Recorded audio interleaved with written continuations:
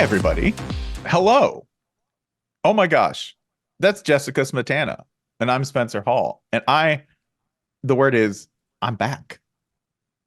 You're back? I'm back. I'm Finally. back. What can you tell us about where you I were? was in Mongolia, and I can tell you that it's beautiful.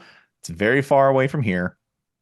And that it is very difficult to watch an F1 race if you are in Western Mongolia working off of 3G Wi-Fi at best. That's what I would say. I have several follow-ups. The first one is Mhm. why? Was this like a vacation just for funsies? Were you going to see a sporting event? Who were you with? Those sorts of follow-ups. There for fun and also for work, because it's the part of the work that I get to decide to do. I was there for Nadam, which is the summer games that they do where they wrestle, shoot arrows, and race horses across the open steppe. Always wanted to go, always thought it was the coolest thing. Turns out it's the coolest thing. And I was there with Brian Phillips, who you may remember from his writing at Grantland, his book Impossible Owls or Other Places. Yeah, was there with Mr. Run of Play himself. We just decided to go and have some fun. And it turns out that the only way you can get your F1 updates is to climb to the top of a tall object in Western Mongolia, hold your phone up high, and occasionally receive texts of, "Oh my God, Lewis is winning the race." I missed your moment. I missed so many moments when I was gone because You missed George's moment. yeah, Miss George's moment. We can talk about. I missed all of this stuff, and there is the scientific theory I want to advance. Jessica, did all of this happen because I left the country?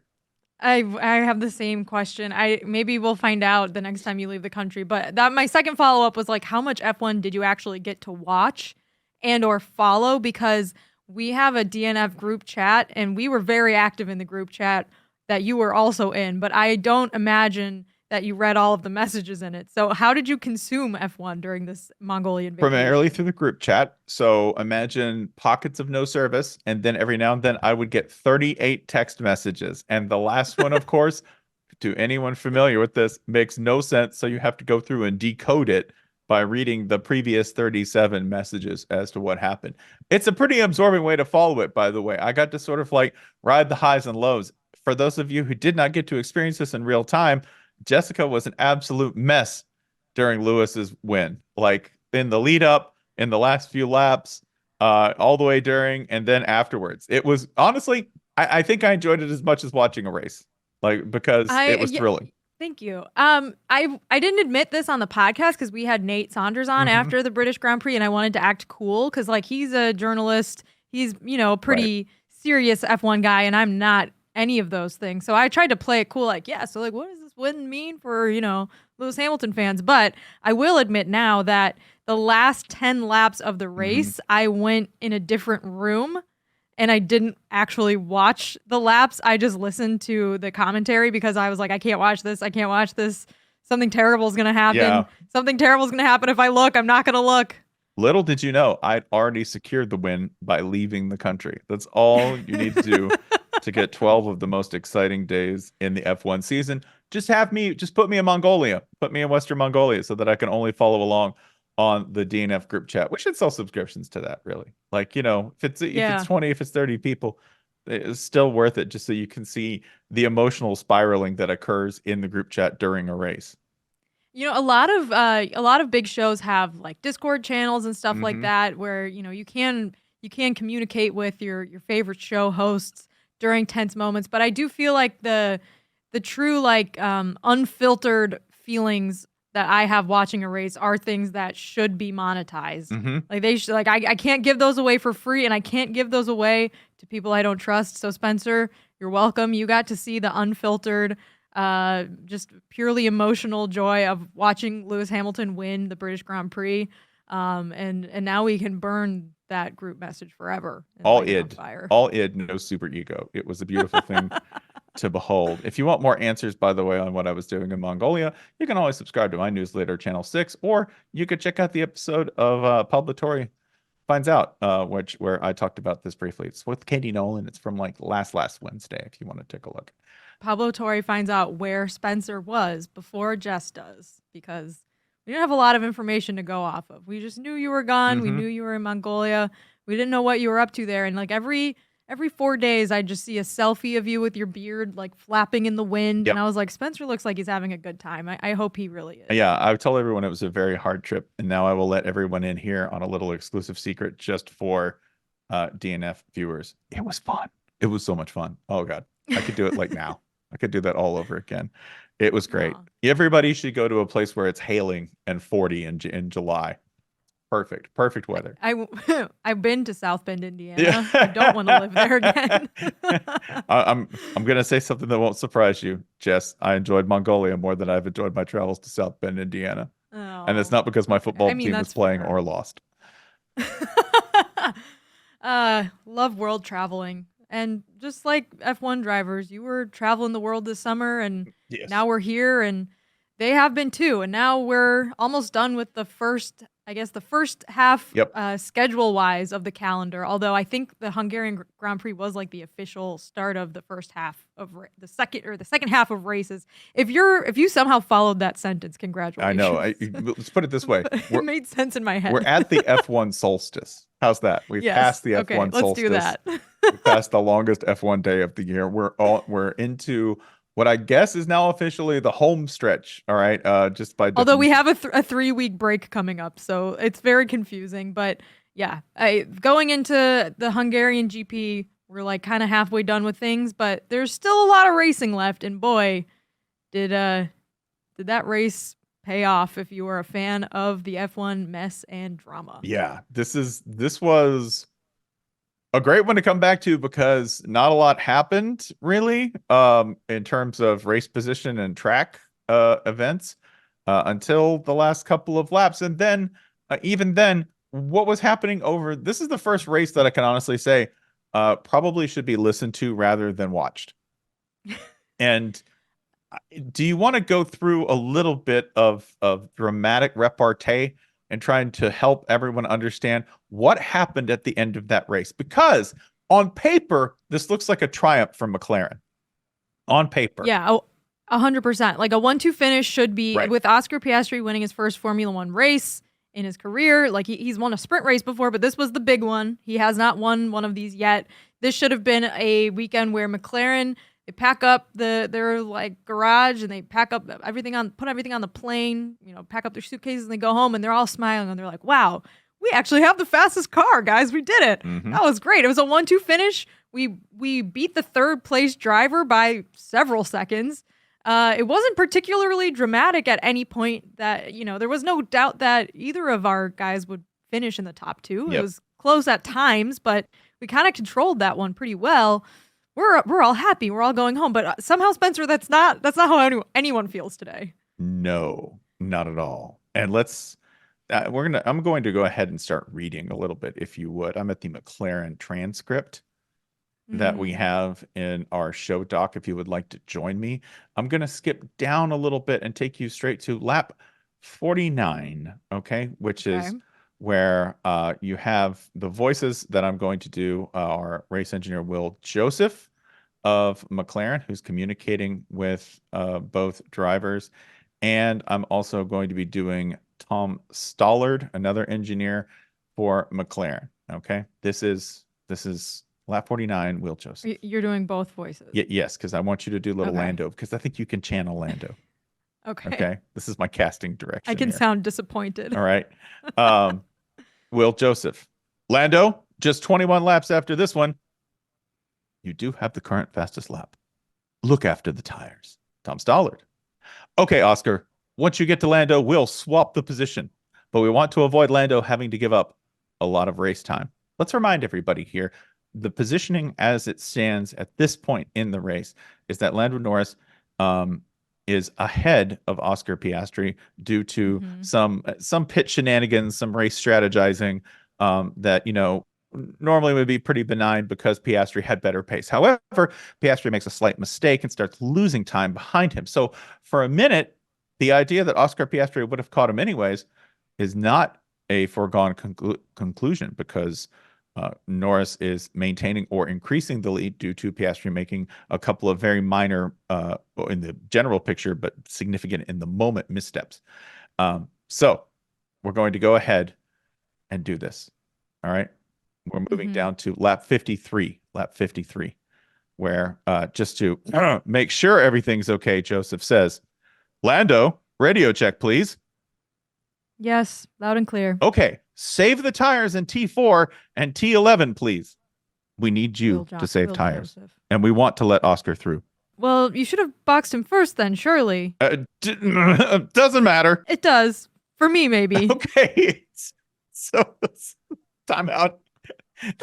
This is the race engineer is asking him to conserve tires in those turns because Lando's still making pace. He's still trying to pull away. He's still not doing the thing they asked him to, which is he's going all out when they needed him to maintain so that Piastri could catch up to him. They're also like double and triple checking, like, hey, you can hear us, right? Like, is your radio broken? We've been trying to tell you, you're not saying anything back. Are you there? And he's like, yeah, I'm processing the last 30 minutes of this race and the fact that I'm in first place. And this is Lando Norris's perspective, which I think is fair. It's fair to put yourself in his shoes and be like, why did he have to give that up? Lando Norris is in second place behind Max Verstappen right now. And he is maybe the only driver who can actually challenge the Drivers' Championship. And he's in first place, and he was on pole leading into the race, lost his position going after, or into the first turn on lap 1. So he's like, well, you guys put me out in front for a reason, surely. So now you want me to give it away? Now let's go I'm gonna ignore you. Let's go to the full, we've been trying to contact you about your overdue bill voice here. Okay. That's Will Joseph again. Lando, we still think you're using the tires too much. T4, T11, and the rears and the exits turn 6 and 9. Oscar's 3.5 seconds behind. I know you'll do the right thing. Turn 4, turn 11. It's gonna get boring. Okay, Lando. This is 4 laps later with no response from Lando Norris. Is this thing on? Okay, Lando, 10 laps to go. We think both cars are using the tires too much. Just remember every Sunday morning meeting we have. Yep. Tell him to catch up then, please. That was the ultimate guilt trip. Hey, remember the Sunday meetings? Remember how we all have our breakfast together and we chit chat on Sundays and we go over the strategy? Like, yeah. You don't want those to be awkward going forward, do you, Lando? Remember, you made a promise. Remember the good times in the hauler. Remember the egg whites. Oh. The mushy peas. What else do they eat? Like the sauteed tomato. Yeah. The sauteed tomato, the black pudding, right? Yeah. The goat's head. Oh, man. I'm sorry, that's a Mongolian breakfast, but not a Mongolian breakfast. It's more like lunch. But anyway. We're going to go to something extraordinary here, which is, I think, the last bit that we're going to do because it really is extraordinary. I've never heard this before, and I think to this detail. And Jessica, have you ever had an argument with your significant other in front of others where you said, "We need to take this to the DMs. We need to take this outside, or we need to stop." Right? Have you ever had that sort of argument? I haven't had that with my significant other, but I've had this with like my parents. I've had this with friends. I've certainly had this with a lot of people. I've never had this with my sister. My sister and I will start throwing punches in front of other people. We don't give a shit. But yes, this is a very relatable feeling. Like, okay, we need to do this where people can't see us doing this because it's going to be very awkward for all of us. And who holds the power in that situation? The person who will take it public, the person who doesn't give a fuck, the person who will just go ahead and do it live in front of everyone. They're the ones who hold the power in that moment. Right now, this is Lando Norris because Joseph has been reduced to doing this live on the radio in front of God and Christian Horner. Okay, because Christian Horner's listening in on this, like, oh my God. Yeah. Oh, and the entire world was listening to this on Sky Sports. Yes. And it was, every second of it was delicious. Yeah, I repeat, live. Everyone's listening to this. Lando, he can't catch you up. You've proved your point, and it really doesn't matter. He's on much quicker tires. I mean, I would have tried to undercut anyway. If I didn't, I would have gotten... We did this stop sequence for the good of the team. Yeah, and I'm fighting for this championship. Pause. I'm sorry. This is the most Kobe Bryant moment. The one that's like, hey, there's no I in team. Ain't no we either. I'm trying to protect you, mate. I'm trying to protect you. Lando, there are 5 laps to go. Lap 8, lap 66. The way to win a Mm. championship is not by yourself. You're going to need Oscar and you're going to need the team. Then he said the longer we leave this, the riskier it gets. Uh-huh. Yeah. Yeah. Don't worry, Oscar. Yeah. We're managing it. That's Tom Stollard, by the way, just chiming in here now, right? Oscar's like, what the fuck is going on? I thought he was going to give me my place back. Yeah. And then Will's like, if there's a safety car now, it makes this very awkward. Please do it now. Mm, Yes. And then yeah. Norris finally manages to do it. Finally. And then So, and then they just, then everything's fine. Everything's fine. what was there a moment where you were like, "Oh, he's not giving this up"? Because for me, there were like four laps to go and then 3 laps to go. I was like, "Oh, this is gonna be the ugliest champagne drenched celebration we've ever seen in F1 because they're all gonna be so mad at each other." What a turn that would have been if Lando had just popped right out like and not given it up. I thought lap 65, 66, there was a flash of a moment where after Lando's last radio message before he gave it up, I thought he might. He might not. I didn't think he was going to, and I thought that even though probably the world would have been mad at him, I would have understood, and I would have been going out on a limb like, I kind of get it, but am I alone on that, Spencer? Like, what do you think he should have given it back? All right. Here's the point where we say the thing that you're not supposed to say, in terms of the team, in terms of the sport, and in terms of how everyone else believes things should go in the sense of fairness and of team strategy. Piastri did earn that spot, and pit strategy is the only reason that he's back there. However, I will point out also that Lando was gaining time at this point. He was faster and he was in the lead. I would have had a really hard time as a driver not doing that. I would have. And I also say this, the idea of making a team argument, I get this is a team sport, even if there are only 2 drivers on the grid at any point. Okay. That makes it a unique team sport, but still, I would also say this. It's not like the team's going to have any kind of loyalty towards Lando if things go sideways. It's not like that. Mm-hmm. It's not like it's not like they're going to grant him a win in any other situation. It's nothing's free and the driver is disposable. And I think that those factors, even for somebody like Lando, who may not have been through the kind of like career knocks of somebody like a Fernando Alonso or hell, even a Lewis Hamilton at this point, I could see just going for it. I would not have blamed him at all, because it's a weird sport, because there are moments of where being selfish is exactly what you're supposed to do.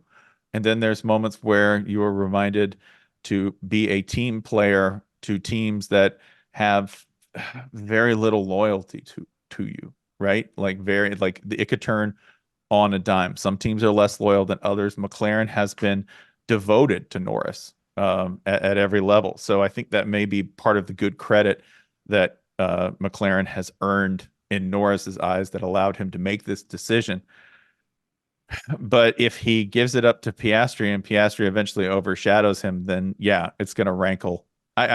It's the kind of thing that you go, it would take an extraordinary pair of people and extraordinary management to make this happen. You know who you didn't hear on the mic? That was interesting. At no point will you hear like Zach Brown chime in. Like, these were just engineers, right? That would have been the ultimate, like, hey, hey, Right. buddy. It's like when your babysitter has to like call your mom. Yeah. Like, And yeah, I'll put her on the phone. said it's your bedtime. Mhm. I'm gonna put her on the phone. Yeah. I don't know. I feel like at the end of the day, Norris ultimately did the right thing for the team. I guess team chemistry and cohesion and camaraderie, and like he did say a lot of the right things after the race. Yeah. But it did feel really awkward watching Oscar win, and then like it kind of like took the air out of it, I guess. And I don't think that Lando Norris should be blamed for that. I think that's really McLaren just kind of mismanaging the situation Badly. and not being like kind of just repeating the same mistakes that they have in previous races that they've lost, where they're just very indecisive about who is the number one driver, who gets the number one strategy, like who like it just you can't like play it fairly in equally both ways. There has to be that sort of like 1-2 hierarchy in F1 or it just doesn't work. And it doesn't seem like they really wanted to commit to like, all right, we have one driver that has a very small outside chance of winning the championship. We should do everything we can to get him the most amount of points. It seemed like they were like, well, you know, Oscar was in the lead on his own merit, like should be noted. He was like that. He earned that. He's very fast and he is a very good driver. Like he deserves to have this win and, you know, our shenanigans shouldn't ruin it for him. But I think they kind of screwed it up and it kind of it took the wind out of the sails for Oscar for a minute. But now I'm seeing all this content of him celebrating, his mom jumping for joy, watching the end of the race. And Spencer, I'm not sure if you saw this little tidbit, but a fan walked up to Oscar Piastri before the race and tried to give him €5 and was like, "Take it, man. It's good luck." And he ended up putting like the €5 into the car that Oscar was in. And Oscar kept it. And it was in fact good luck. And here is him celebrating after the race with the €5. No way. To the fan who gave me this the other day. Good luck, for real, good luck. Take it. It's a gift from me. You're gonna win. You said you were gonna win. Take it. He said I was gonna win. You weren't wrong. I'm gonna start a new business. Thank you. Just disclaimer, I'm not accepting money or bribes from fans. Just thought I would put that in so I don't get sued. Or Full disclosure, we Smart are. man.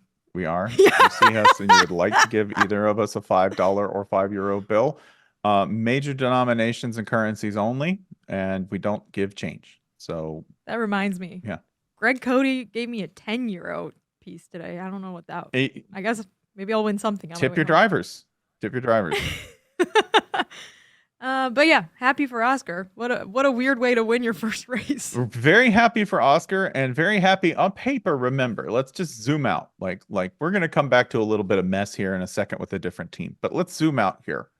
It is July 23rd as we're recording this, and McLaren just went 1-2 at the Hungaroring halfway through the season.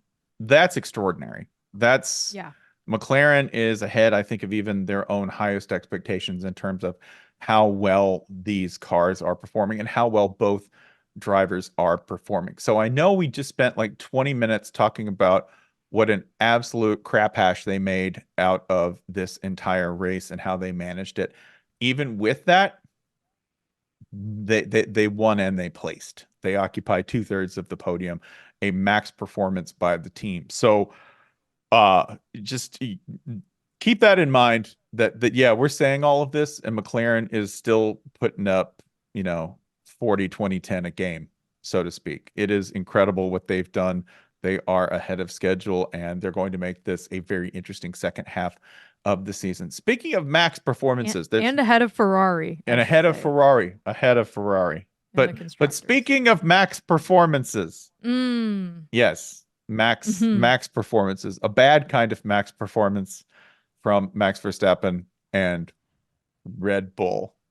Let's get this out of the way at the start. Sergio Perez, only trouble in qualifying, no problems here. Actually had a really good race, made up a bunch of spots, and got a top 10 finish. I believe he finished 7th. Okay. So yes, Sergio's been struggling, but he was not necessarily the problem here. The problem of all things was Max Verstappen. Yeah. So I guess the big question is, did he stay up too late playing video games? Well, let's go ahead and look this up. Was there, in fact, a 24-hour team red line? Yes, there was. There was. Oh no. Bro. Oh no. Ooh. Okay. So let's actually discuss this, because I have seen a lot of F1 commentators criticize David Croft on Sky Sports for suggesting that Max Verstappen maybe didn't get enough sleep the night before the race, and that's why he was being particularly petulant, Yes. cranky, short, mean. I don't know, whatever adjective you want to use to describe his sort of back and forth with his race engineer, Lambiasi.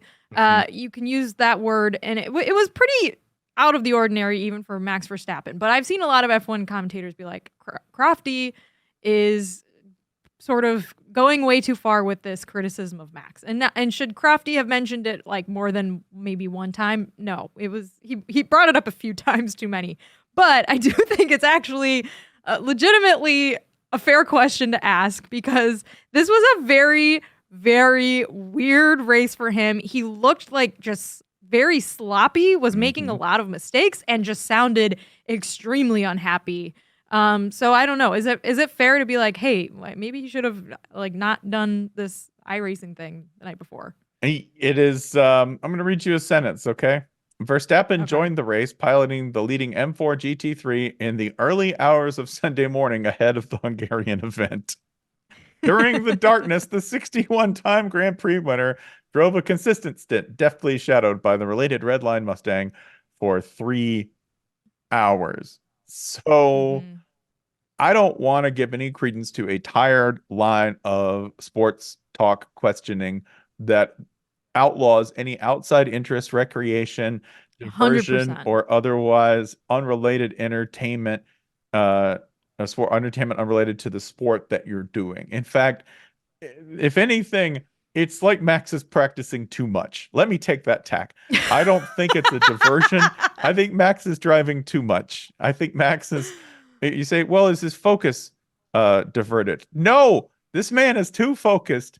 He gets off the track and he immediately goes into a sim. Yeah. I would. He cares too much. That's a great spin. I would argue that Max needs a hobby.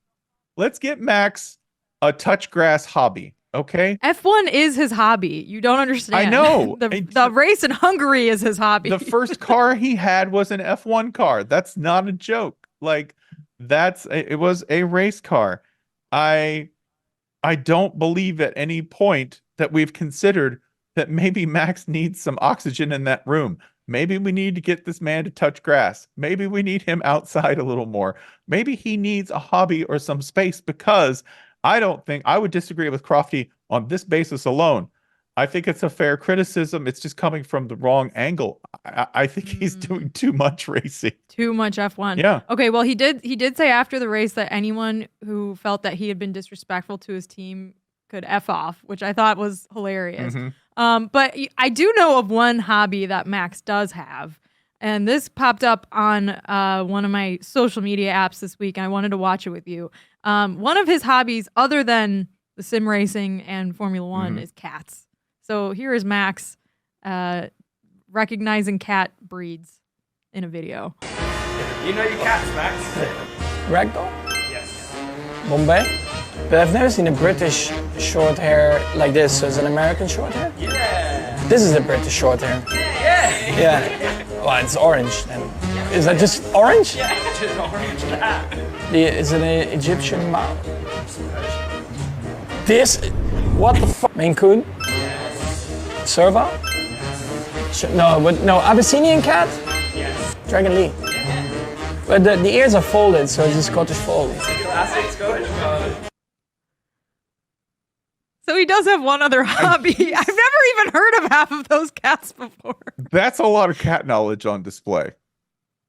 That is 100% a shocking amount of cat knowledge. So Have you seen this before? I've never seen that before. I've never It's seen amazing. Max wow me by correctly identifying. I think the British short hair was the hardest one, or the American short hair, because he was like, well, it looks like a British, but not quite like that, which meant that he had I've like never heard of discerning knowledge these of a cats. cat connoisseur to know that it could be the alternate breed. I'm floored. Maybe I need to take back everything I just said. He's got enough hobbies. He does. He's got cats in F1. Crofty's right. Get him more sleep. That's fine. That's just the sleep. Yeah. He did have a testy moment. We talked about airing your laundry publicly. This was the race of airing your laundry publicly. He did have a testy moment with Red Bull and with Christian Horner where he said that it was shit strategy and that He was going to make the rest of it after the team screwed it up for him. I have no problem with Max saying that at any point. Doing it on the radio is counterproductive. And frankly, by the way, Horner even responding and saying it was childish. Don't. You know who we need to hear less of? Christian Horner. Don't say. I don't need to hear Christian Horner say a thing in response. Yeah. Yeah. I mean, I think that Max had a point about the strategy being really shit and like just kind of being a sitting duck for the undercut earlier in the race. But then he made his own bed with the whole Lewis Hamilton thing later on in the race and then was complaining about that. And it was interesting to hear pushback for, when he got kind of nudged off the track and he's like, well, you could just do that now. And like, he did get like a pushback from his engineer, which I feel like we never really hear them being like, you're wrong. Just keep racing. Stop it. Stop trying to blame everyone else. We always hear like support, like, yeah, we're looking into it. So I thought that was very interesting. It was very like unusually testy, and like the Lewis Hamilton thing was just crazy. Mm-hmm. And the way the FIA handled it, I thought was also crazy. But if you're one of the Max Verstappen doubters who's like, he just doesn't know how to race wheel on wheel because he's been in a faster car for the last 3 years, like that was good evidence. Might have a little evidence to support your theory. But yeah, it was just like a really like uncharacteristically like sloppy, bad, angry. Yeah. Like, we call him Mad Max, but this was like, yeah, like he was angry. He was actually mad. This whole race. It's very funny to me that he had that kind of day, which is the kind of day you have when you are a tired, sleepy baby. Yeah. He had that kind of day. Aw. Meanwhile, Lewis Hamilton, most veteran day ever. What'd you do? Podium. Which one was it? Third. How'd you do it? Yeah. Chill.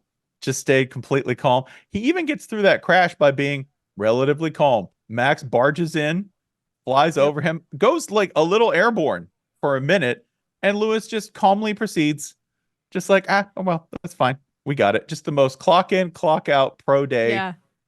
Lewis Hamilton has had this year with the best results. Like, congratulations. And like I agree. I mean, I don't know if you saw the cool down room video after the race, but like Lewis has been, well, I've noticed like the last few times he's been in the cool down room, it's like he's trying to like engage the other drivers more. I don't know. It was very interesting. It was an interesting dynamic. I'm not sure if we have the video, but Lewis was like trying to chit chat with Lando Norris, and Lando was not having it. Oh, here it is. Let's watch 200 this. points here last year.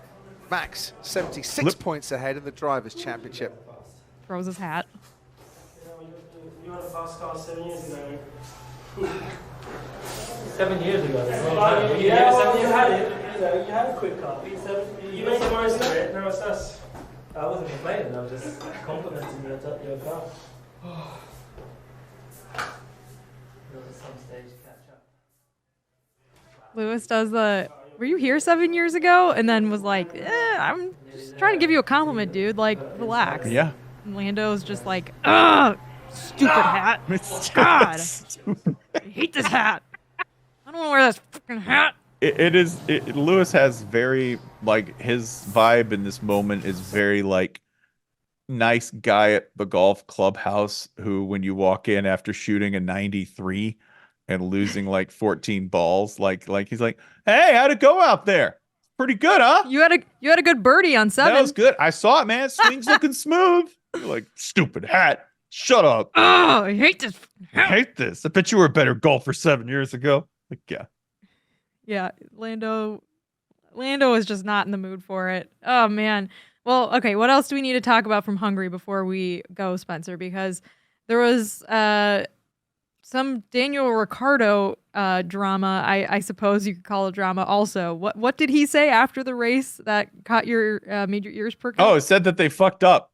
I think that was the... Thank you, Daniel. Why did we give Daniel Ricciardo a seat so he could finish the race and come back on an open mic and say they fucked up? That's in his words, that they fucked up race strategy for him and just let Yuki have the rest of the race, which is interesting because one could argue that Yuki and Daniel are competing theoretically for some of the same open jobs or or even jobs that should be open. Or open job right. at Red Bull Right. proper with Max. Yeah. The great mystery of like why they aren't competing for like Checo's seat, for instance, which I get why you stay with Checo, is to avoid the kind of problems that McLaren might have when you don't have a 1 and a 2. You have a 1 and potentially a 1 on the roster. Admittedly, one who is young and still learning, but a guy who eventually probably will be a number 1 driver somewhere. So yeah, that's why you take Checo, because you're not going to have that problem, especially if you're re-signing a driver of the caliber of a fully slept in and energized Max Verstappen, who did not wake up at 4 a.m. to do iRacing, or worse, stay up until 4 a.m. to do iRacing. Yeah. Or look at books about Max's- cats. He might have been looking at books about cats. Yeah, that's true. To Max's credit, the team, Christian Horner was like, trust us, guys. He got enough sleep. Don't worry about the sleep thing. And we're like, we don't trust you, but thank you for your input. Yeah. Jessica, is there anything else we need about the Hungaroring before we drop the hammer on the rest of the second half of the season? I mean, it was a really, like you said, on track. It wasn't a very like incident-ridden race. There weren't, tons of safety cars or weird weather, anything like that. Like, it was Oscar and Lando pretty much controlled the race from the outset after turn 1, where they went 3 wide with Max Verstappen, and Max did not come out on top. But it was very interesting from an interpersonal dynamic perspective. We'll see how they bounce back from it. I mean, after you were in Mongolia when this happened, but after Max and Lando had their dust up a couple weeks ago in Austria, Meg Schuster and I wondered how their relationship would bounce back after that. And it seems like things have repaired themselves, and they're both totally cool with each other. So it's very possible that McLaren has a long, hard talk about this now, and they sort of work some of these things out. And it's better that it happened now than, say, in a race where it is a decisive moment for a championship for one of the drivers. So get it out of the way while you're in Hungary and you got the 1-2, and it's better there than in a more dire moment. But we will see how Red Bull recovers from this too, because by all accounts, things are very weird there. Tension is high, not just with Checo's seat, but Max seems very unhappy. Maybe it is a sign of something deeper. Maybe he was just in a very bad mood on Sunday and didn't like not being the fastest car and also not having the best strategy for once. So we will find that out, and then we will take a nice 3-week-long break, and maybe by the time we're back, Carlos Sainz will finally know where he will be racing next year. That would be interesting. It would be interesting. It would also be very Carlos Sainz to not even bother deciding. Just maybe we'll never find out. You know who's going on a break too? Forever. Carlos Sainz agent. Everybody's going to take a 3-week vacation, because remember, Europe figured this out, and we work ourselves to death for nothing. That's the difference. That's what you know what F1's taught me. That's what F1's taught me. Yeah. That's fair. And it's what, July 23rd? You already did your big vacation of the summer. I already did mine, and we're just going to be working all July. Well, Lando's in Ibiza. So yeah. Jokes on who? Jokes on you. Jokes on us. And me. Us. Yeah. All right. Well, we'll see you next week after Spa. Yes, after Spa, which, by the way, thrilled to do. Spa. Absolutely outstanding track. Please like, subscribe, rate us 5 stars, please.